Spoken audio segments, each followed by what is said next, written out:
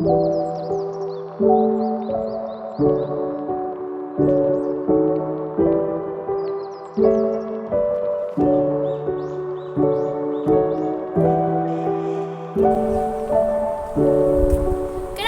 nama aku Rizka Aprilia dengan NIM 222011149. Kenalin, nama aku Fatiha Ikrimah Maulida Aulia dengan NIM 222011145.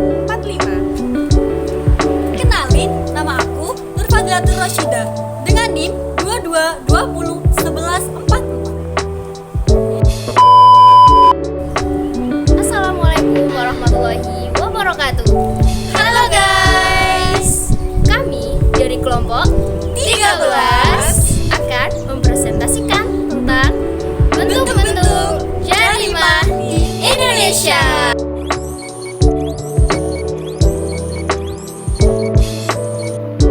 Apa itu jarimah dan bentuk-bentuk jarimah di Indonesia beserta hukumannya? Jarimah berasal dari bahasa Arab jaromatan yang berarti perbuatan dosa. Secara umum, jarimah diartikan sebagai tindakan yang dilarang oleh Allah Subhanahu wa Ta'ala karena dapat merugikan atau membahayakan seseorang atau kelompok tertentu. Jarimah dibagi menjadi dua. Yang pertama yaitu jinayat. Jinayat ini membahas tentang perilaku tindak kejahatan pembunuhan beserta sanksi hukumannya yang berkaitan dengan kisos, diyat, dan kafarat. Yang kedua yaitu hudud.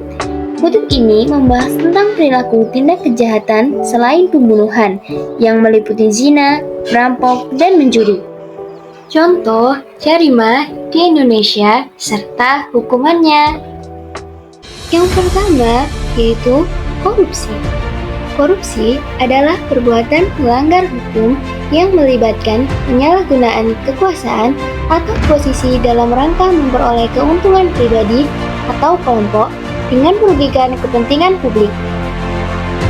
Di Indonesia, hukuman untuk tindak pidana korupsi dapat bervariasi bergantung pada berbagai faktor, seperti tingkat kerugian negara, peran pelaku, dan keberatan perbuatan yang dilakukan. Dalam hal ini, tercantum dalam Undang-Undang Nomor 3 Tahun 1971 tentang Pemberantasan Tindak Pidana Korupsi, mengatur pidana penjara maksimum seumur hidup serta denda maksimal 30 juta bagi semua yang dikategorikan korupsi. Untuk sanksi menurut Undang-Undang Nomor 20 Tahun 2001 tentang korupsi dipidana dengan pidana penjara paling singkat 3 tahun dan paling lama 15 tahun dan pidana denda paling sedikit 150 juta dan yang paling banyak 175 juta. Korupsi dikenakan pasal 603 KUHP yang berbunyi, setiap orang yang secara melawan hukum melakukan perbuatan memperkaya diri sendiri, orang lain, atau korporasi yang merugikan keuangan negara atau perekonomian negara dipidana dengan pidana penjara seumur hidup atau pidana penjara paling singkat 2 tahun dan paling lama 20 tahun. Yang kedua, pembunuhan adalah suatu tindakan untuk menghilangkan nyawa seseorang dengan cara yang melanggar hukum maupun yang tidak melawan hukum. Pembunuhan biasanya dilatar belakangi oleh bermacam-macam motif, misalnya politik, kecemburuan, dendam, atau pembelaan. Pembunuhan dibagi menjadi dua, yaitu pembunuhan tidak sengaja dan pembunuhan dengan sengaja. Pembunuhan tidak sengaja dijelaskan pada pasal 338 sampai 350 KUHP dan pembunuhan dengan sengaja pada pasal 340 KUHP. Apabila syarat-syarat tersebut telah terpenuhi, maka terhadap pelaku tindak pidana percobaan pembunuhan dapat dipertanggungjawabkan dan dijatuhi pidana kepadanya.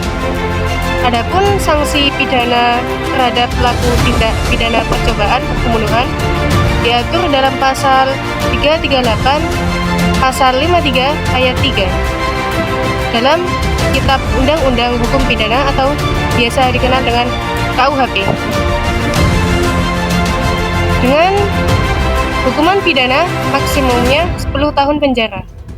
Sedangkan untuk pembunuhan berencana terdapat pada pasal 340 KUHP dengan hukuman pidana mati atau pidana penjara seumur hidup atau selama waktu yang telah ditentukan. Paling lama 20 tahun. Pembunuhan dibagi. Yang ketiga yaitu kekerasan dalam rumah tangga. Kekerasan dalam rumah tangga adalah setiap perbuatan terhadap seseorang, terutama perempuan, yang berakibat timbulnya kesengsaraan atau penderitaan secara fisik, seksual, psikologis, atau pengantaran rumah tangga, termasuk ancaman untuk melakukan perbuatan, pemaksaan, atau perampasan kemerdekaan secara melawan hukum dalam lingkup rumah tangga. Bentuk-bentuk kekerasan dalam rumah tangga ada 4. Yang pertama, kekerasan fisik. Kedua, kekerasan psikis. Ketiga, kekerasan seksual. Dan keempat, kekerasan ekonomi. Menurut Undang-Undang Nomor 23 Tahun 2004, ancaman hukuman KDRT terdapat dalam pasal 44 ayat pertama yang berbunyi, Setiap orang yang melakukan perbuatan kekerasan fisik dalam lingkup rumah tangga sebagaimana dimaksud dalam pasal 5 huruf A dipidana dengan pidana penjara paling lama 5 tahun atau denda paling banyak 15 juta rupiah.